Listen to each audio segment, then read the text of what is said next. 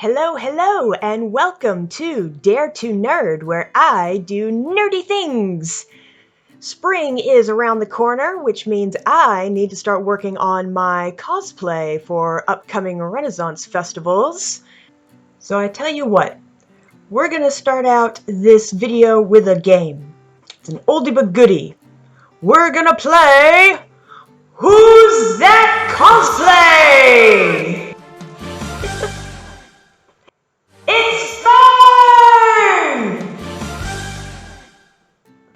So I decided that I needed to tackle what I believe is the hardest part of her costume. Yep, the hooves. So let's get started. So I started out with air dry clay because A, is cheaper, I can get it in bulk, and B, it's just kind of easier to mold and manipulate. It isn't as firm from the get-go as baked clay. So this was just a little bit easier for me to form with my hands. And I just basically gave it a general cloven hoof shape and measured it based on a high heel that fit my foot, just to kind of make sure that the size was right, the proportions were right, and just slowly kind of gave it that more realistic hoof-like shape. I also experimented with the proportions of the hoof just to see if I wanted something narrower or wider. So I just continuously compared the size of my high heel to the hoof that I had and just took away and added clay until it felt about right. I smoothed it down with water from front to back to give it that with the grain of the hoof look, if that makes any sense at all. If you look at hooves closely, you'll notice some lines going horizontally around the hooves. That's the grain that I'm talking about.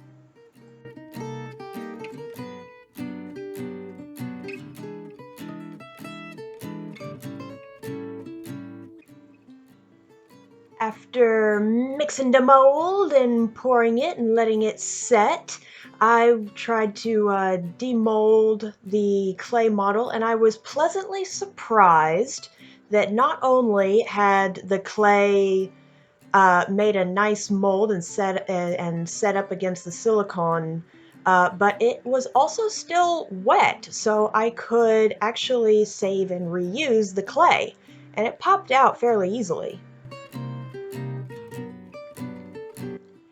After washing and drying the mold of any residual clay, I started taping the bottom of it with regular packaging tape. This was just to make sure that none of the resin would leak out. I went all the way around the sides as well, just to be extra careful. And also, don't forget to get your hot glue gun and glue up any cracks or crevices, because we do not want any of that expensive resin leaking out.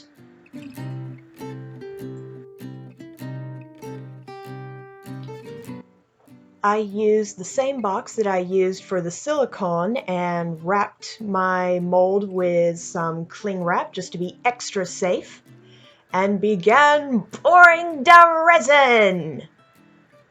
This is like how you use with dice, a two-part resin, and I tried to pour it in a slow, long, thin stream to reduce the amount of bubbles. As you can see, there's already bubbles in it. I've tried my best to reduce that, but man, I may just have to invest in a pressure pot. I don't want to, but the bubbles are still a problem. After letting the resin set for 24 hours, I began the process of demolding it. It once again was fairly easy to demold as soon as I got the tape off. And there you go. One resin hoof. With some tags to clean up, of course. I used some regular low grit sandpaper to start smoothing out the sides of the hoof. There were some bumps and ridges I wanted to get rid of. I also made sure to go around the bottoms. There was some sharp edges where the tags were that I had already clipped off, and also to smooth out the top a little bit. There were some high bumps on the top as well from where I had poured the mold.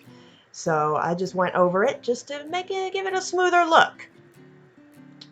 Being extra careful of the inside. I wanted the inside of the cloven hoof to also have a really good smooth look.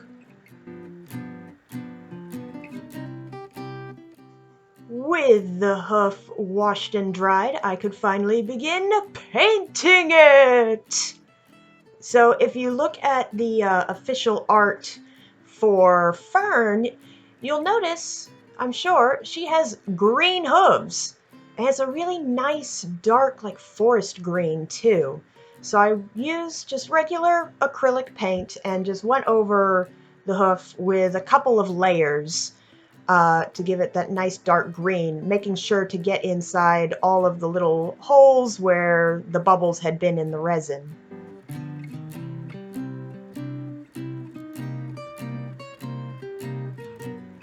And after letting those layers dry, I used some metallic green paint that I found to give it a nice shiny look because, once again, if you look at Fearne's official art, her hooves look kind of shiny, right? So I wanted to give it that nice fey glow. I'm not going to pay too much attention to the tops or bottoms of the hooves because you're not going to see the bottoms very much, and also a shoe is going to be attached to the top. Speaking of shoes, I found a couple of stilettos that fit me at the local retail store. And so I just tested out with the fit of the shoes to the hooves to see, where the proportions looked good versus where the balance was. And I actually put them on and was able to stand up and do a little clippity-clop, even with just the tape. So, at this point, I felt pretty confident it was going to work. However, let me tell you something about these shoes now. I do not have a table saw. So removing the heel from the shoe was a challenge because that heel is not wood.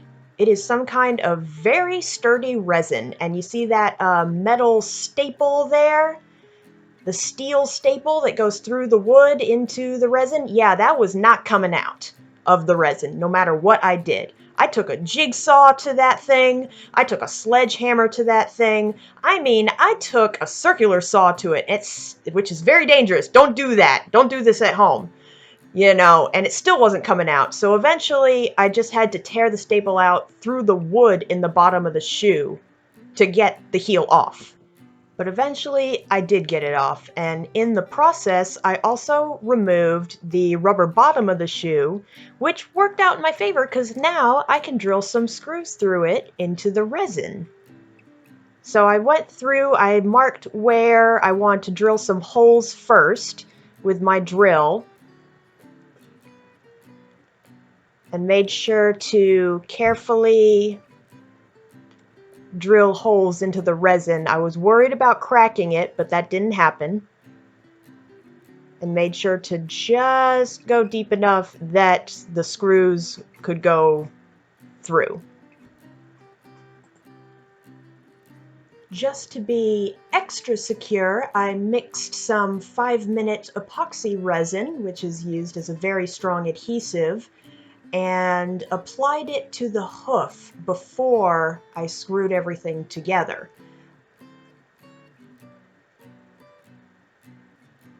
I made sure to line up the holes that I had drilled previously, and then the screws acted as a clamp to hold the shoe to the hoof while it dried.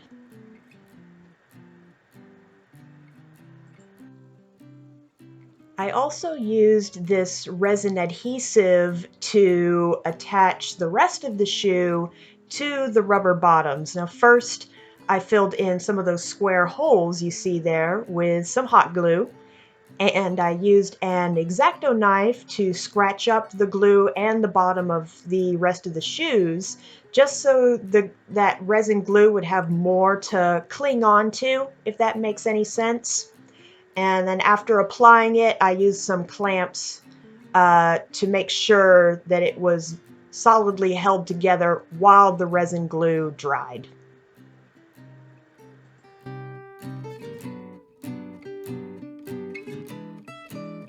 And here is the final result.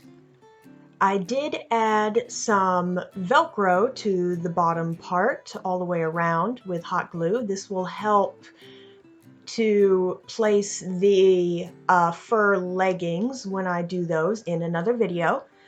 I also sewed on some elastic straps just to make me feel a little more secure. Now when I walk, I won't feel like my feet are leaving the shoes. Speaking of which, let's see how they walk.